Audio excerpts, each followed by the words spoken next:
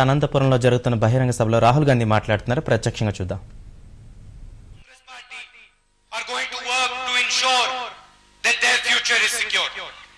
నాకు తెలుసు మీరెంత బాధగా ఉన్నారో. మీ భర్తలు కోల్పోయి, మీ అన్నలు కోల్పోయి, మీ తండ్రులను కోల్పోయి మీరు అభాగ్యులు కానే కాదు. నేను అఖిల భారత కాంగ్రెస్ పార్టీ నుంచి వచ్చినాను.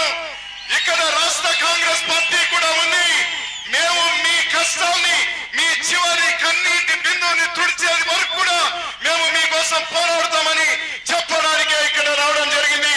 అమ్మా తల్లులారా, ధైర్యంగా ఉండండి. And I also know that just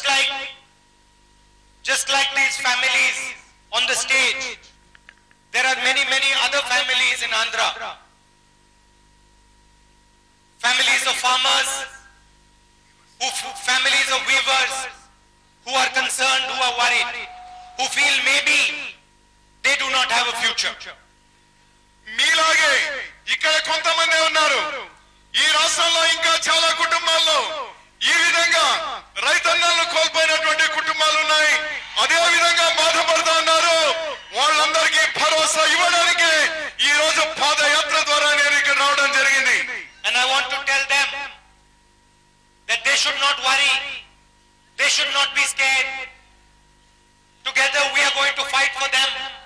We are going to ensure that the farmers, the weavers, the poor people of Andhra, not only Andhra, the whole of India, have a great future. చేనేతలు కానీ రైతులు కానీ మీరు ఆందోళన చెందవద్దు, భయపడవద్దు. మీకు మీ గడపన Congress party ఖచ్చితంగా ఉంటుంది. మీ కష్టాలు తొలగించేంత వరకు కూడా రైతన్నల తరఫున, చేనేతల తరఫున పోరాటం చేయడానికి దేశం మొత్తంగా తిరుగుతున్నాను. ఈ సమస్య రాష్ట్రంలోనే కాదు, దేశం మొత్తంగా ఉంది.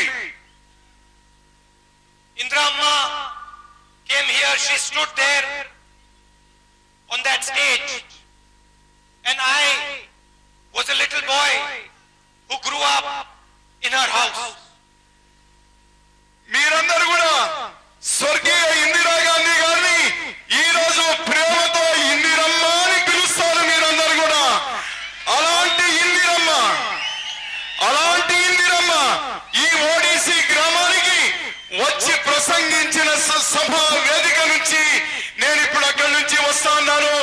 ఆమె అక్కడ వచ్చినప్పుడు నేను చాలా పిల్లవాడిని, నాకు గుర్తు కూడా లేదు. The values and the ideas that she left behind are not only in my mind, they are in my blood and in my veins. Indiramma ఈ ఆంధ్రప్రదేశ్ లో, ఈ భారతావనిలో ఏదైతే సంస్కృతిని వదిలిపోయిందో, ఏదైతే సంస్కారం వదిలిపోయిందో, ఏదైతే పేదల పట్ల కరుణను వదిలిపోయిందో, అది నా చివరి రక్తపు బొట్టు వరకు ఇందిరమ్మ స్ఫూర్తి నాలో ఉంటుంది. నా రక్తం అది గుర్తు చేయడానికి నేను ఇక్కడ సంతోషిస్తా ఉన్నాను. For me, an India where poor people do not have a future, where farmers do not have confidence, where weavers do not believe in the future of their children, is not a worthwhile India. పేదవాడికి భరోసా లేనప్పుడు, రైతులకు భరోసా లేనప్పుడు ఎందుకోసం ఈ దేశం?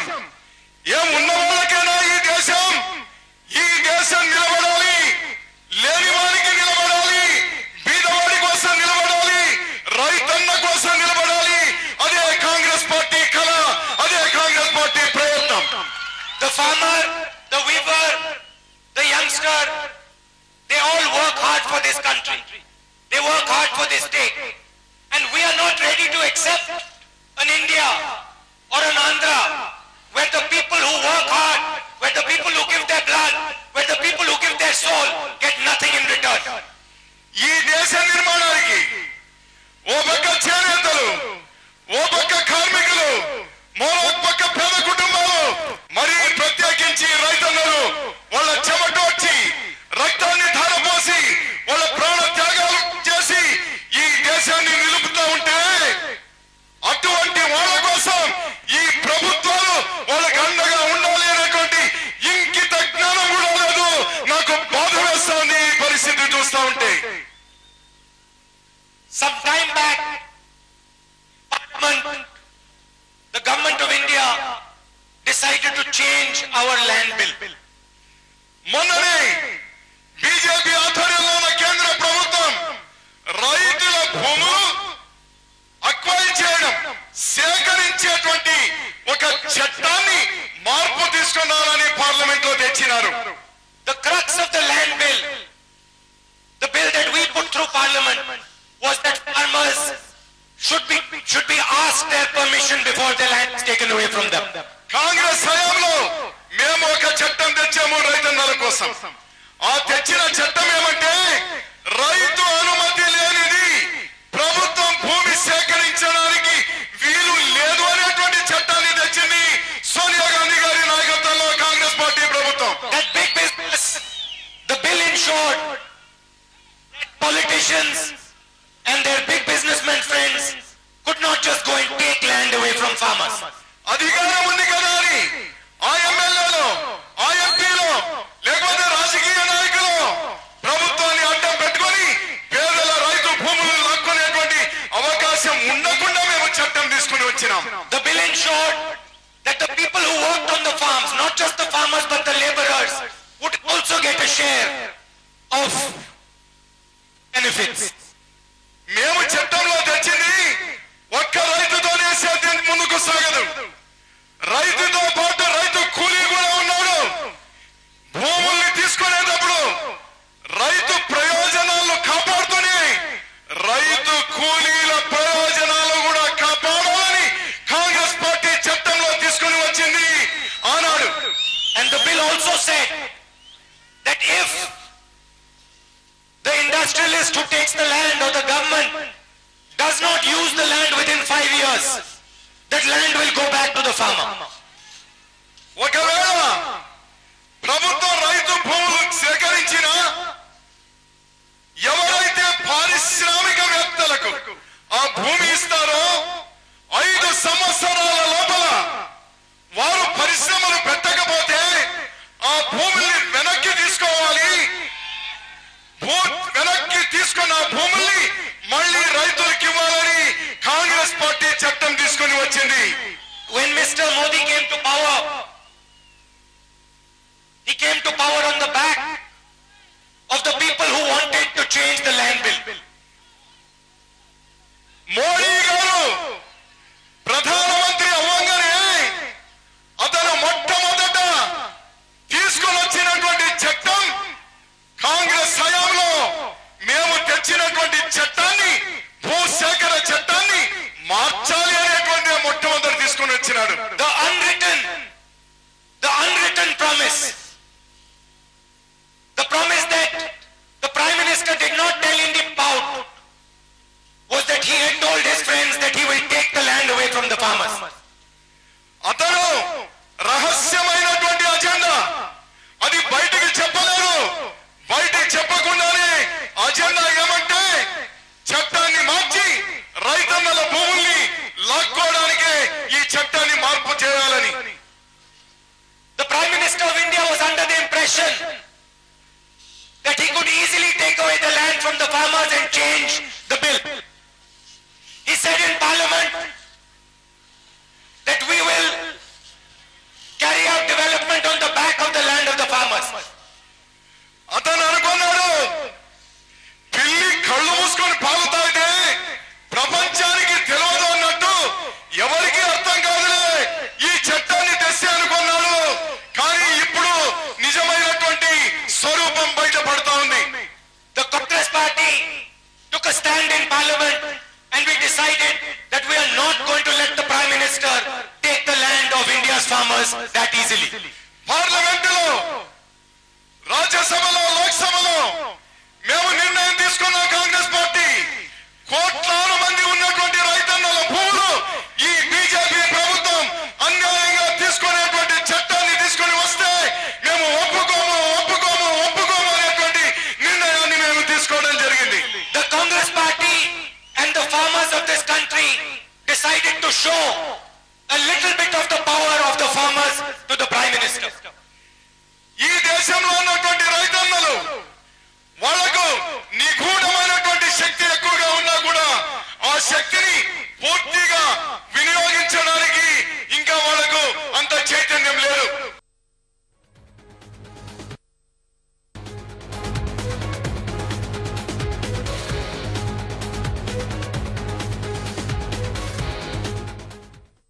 దేశంలో ఉన్న రైతన్నలు 10% కూడా వాళ్ళ శక్తిని, వాళ్ళ వ్యతిరేకతను చూపించేటువంటి పరిస్థితి దేశంలో లేదు. అందుకోసం నేను చట్టం నా ఇష్టం వచ్చినట్టు తీసుకుని రావచ్చు. In Andhra there is something very interesting going on. ఈ ఆంధ్రప్రదేశ్ లో అయితే మరింత వైపరీత్యమైనటువంటి విషయాలు చోటు చేసుకుంటా ఉన్నాయి. నాకు ఆశ్చర్యం కలిగిస్తా ఉంది. The government of India has committed to Andhra Pradesh the special status and the Polavaram. గతంలో రాష్ట్ర విభజన అనివార్యమైనప్పుడు ఆనాడు కాంగ్రెస్ పార్టీ ఒక నిర్ణయం తీసుకుంది. ఆంధ్రప్రదేశ్ అన్ని విధాల అభివృద్ధి కావాలంటే ప్రత్యేక హోదా ఆంధ్రుల హక్కు కాబట్టి అటువంటి ప్రత్యేక హోదాని ఇవ్వడం జరిగింది. పోలవరం ప్రాజెక్ట్ కూడా పూర్తి కావాలని మేము ఆ రోజు నిర్ణయం తీసుకోవడం జరిగింది. The same way the Prime Minister wanted to take land away from the farmers, he wants to take special status and Polavaram away from the people of this state. ఈ రోజు మహనీయుడు ప్రధానమంత్రి రైతుల భూములు లాక్కోవడానికి తయారైనాడు. కాంగ్రెస్ పార్టీ ఈ 5 కోట్ల ఆంధ్ర ప్రజలకు ఇచ్చినటువంటి ప్రత్యేక హోదాను వెనక్కి లాక్కోవడానికి చూస్తున్నాడు. ఈ ఆంధ్రప్రదేశ్ కు 13 జిల్లాలకు కూడా ప్రయోజనం చేకూర్చేటువంటి బహుళార్థక సాధక ప్రాజెక్టు పోలవరాన్ని కూడా వెనక్కి తీసుకోవడానికి ప్రయత్నం చేస్తా ఉన్నారు ఈ రాష్ట్రంలో. I can fully understand the intention of the Prime Minister. ప్రధానమంత్రి యొక్క ఉద్దేశం నాకు బాగా తెలుసు. But what I don't understand is the intention of the Chief Minister of the state and of the other party. కానీ నాకు అర్థం కాని ఏమంటే ఇక్కడ ఈ రాష్ట్రాన్ని పరిపాలిస్తున్నటువంటి తెలుగుదేశం పార్టీ ముఖ్యమంత్రి, అలాగే ప్రధాన ప్రతిపక్షం, ఏకైక ప్రతిపక్షంగా ఉన్నటువంటి జగన్ పార్టీ వాళ్ళేమి చేస్తున్నారో మాకు అర్థం కావడం లేదు. I don't understand why these two parties are not fighting for special status. I do not understand why these two parties are not fighting for Polavaram. నాకు అర్థం కావడం లేదు. ఒకరేమో అధికారంలో ఉన్నారు, ఒకరేమో ప్రతిపక్షంలో ఉన్నారు. వీళ్ళకే పట్టరా? పోలవరం అవసరం లేదా? ప్రత్యేక హోదా అవసరం లేదా? ఎందుకు పల్లెత్తి మాట్లాడడం లేదు? ఎందుకు దాని కోసం పోరాటం లేదు? అదే నాకు అర్థం కానటువంటి ప్రశ్నగా నాకు మిగిలిపోయింది. ఇప్పుడు Why are they scared to ask for what is due to Andhra? ఎందుకు భయపడుతున్నారు వీళ్ళిద్దరు? మోడీని ఇస్తావా ప్రత్యేక హోదా, ఆంధ్రుల హక్కు ఇస్తావా చస్తావా అని ప్రధానమంత్రిని ఎందుకు ప్రశ్నించడం లేదు వీళ్ళిద్దరు? Why are they not on the streets of this state asking for special status? Why are they not on the streets of this state asking for Polavaram? ఎందుకు ఈ రోజు ప్రజలందరూ కూడా ఘోషిస్తా ఉంటే ఇది మా హక్కు పోలవరం అంటే, మా హక్కు ప్రత్యేక హోదా అంటే ఈ 2 పార్టీలు నిమ్మకు నీరెత్తి ఉన్నట్టున్నాయే. ఎందుకు ఈ విధంగా ఉన్నారు? ఏమి రహస్యం? What is it about their past that is making them sell your future? మన ఆంధ్రప్రదేశ్ భవిష్యత్తును మోడీ కాళ్ళ దగ్గర తాకట్టు పెట్టేటువంటి అధికారం ఈ 2 పార్టీలకు ఎవరిచ్చినారని నేను ప్రశ్నించడానికే ఇక్కడికి రావడం జరిగింది ఆంధ్రప్రదేశ్ కి రోజు.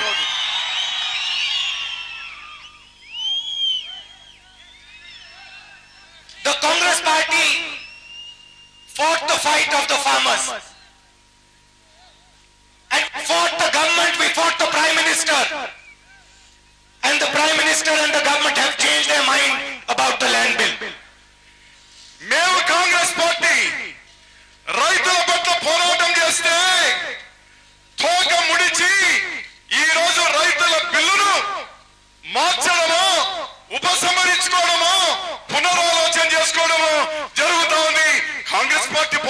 చేస్తా ఉంటే. And the Congress party and I am not scared of anything or anybody.